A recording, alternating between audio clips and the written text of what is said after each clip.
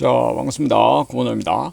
오늘 오후에 갑자기 중국 정부에서 자국 내 게임 대상 강력한 규제안을 공개하면서 우리나라에 지금 게임주들이 급락이 나왔는데 중국 게임주들도 급락이 나왔습니다. 텐센트가 뭐 13% 급락이 나오고 네디즈가 한 20% 급락이 나왔습니다. 요 관련 뉴스가 있어가지고 한번 소개시켜 드리도록 하겠습니다. 중국 자국 내 게임 대상 초강력 규제안 공개. 중국 시장 영향력 감소로 국내 게임사 미칠 영향은 제한적이다. 이런 기사가 이제 게임 포커스 신문에서 나온 겁니다. 중국 신문 출판서에서 12월 22일 중국 내에서 서비스되는 게임들에 대한 매우 강력한 규제 조치들을 담은 온라인 게임 관리를 위한 조치 초안을 공개하고 중국 국민들의 의견을 수렴한다고 발표했다. 이번 규제안에는 일반적으로 무료 플레이 게임에서 제공하는 1일 로그인 보상, 최초 충전 보상, 연속 충전 보상 등 추가 과금을 유발하는 귀납적 보상을 설정할 수 없다는 점, 모든 게임은 유저들에게 충전 한도를 설정하고 명시해야 한다는 점 등 과금 모델과 관련된 제약 내용이 담겼다. 담배값에 경고를 붙이듯 유저들의 불합리한 소비 행위에 대해서는 인게임 팝업 경고창을 띄워야 한다는 내용, 게임과 내용이 일치하지 않거나 불완전한 내용을 담은 게임 광고를 게재해서는 안 된다는 내용, 라이브 스트리밍에서 높은 보상을 표시해서는 안 된다는 점 등 과금과 관련된 운영 제한 사항도 다수 포함됐다. 미성년자 보호를 위한 규제안과 게임 테스트에 대한 규제도 담겼다.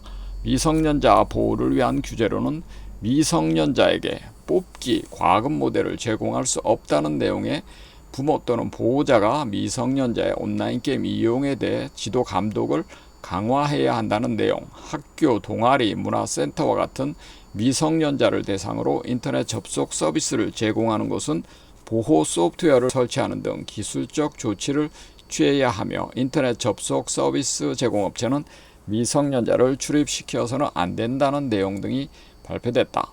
사회단체, 전문기관, 기업, 기관이 미성년자의 온라인 게임 중독 예방에 참여하도록 장려하고 지원해야 한다는 내용도 포함됐다. 게임 테스트에 대해서는 인원을 2만 명 상한으로 제한하고 테스트를 진행하기 전 관리기구에 신고해야 한다는 조항이 확인된다.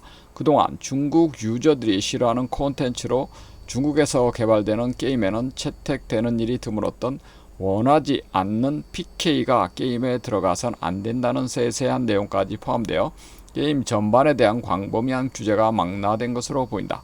아직 초안이지만 규제 당국의 규제안이 대개 실제 적용이 되었다는 점에서 향후 중국에 서비스되는 게임들의 개발, 운영에 큰 영향을 미칠 것으로 예상되는 규제안이다.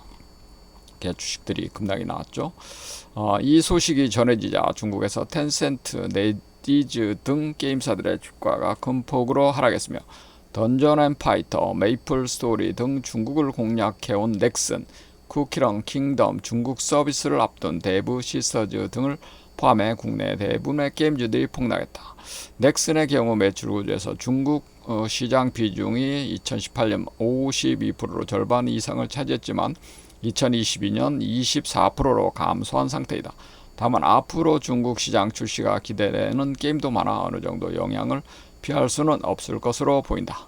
요거는 이제 데브 시스터즈가 급락이 나온 거고, 데브 시스터즈의 쿠키런 킹덤은 여의도 증권가에서 중국 시장을 호령할 게임이 될 것이라는 과도한 기대를 받던 타이틀, 과도한 기대가 역전되어 과도한 공포로 이어진 모양새다. 이런 우려 속에 넥슨과 데브 시스터즈를 비롯해 NC소프트, 위메이드, 크래프톤 국내 게임주들 대부분이 큰 폭으로 하락했지만 언급된 일부 게임사들을 제외하고는 국내 게임사들에 미치는 영향은 제한될 것으로 보인다. 이미 국내 게임사들은 지난 수년간의 한한령의 영향으로 전체 게임에서 중국 매출이 차지하는 비율이 현저히 낮아진 상태이기 때문 중국 시장의 영향력이 예전 같지 않은 상황에서 과도한 우려로 인해 투자자들의 투매가 이루어진 것으로 보인다.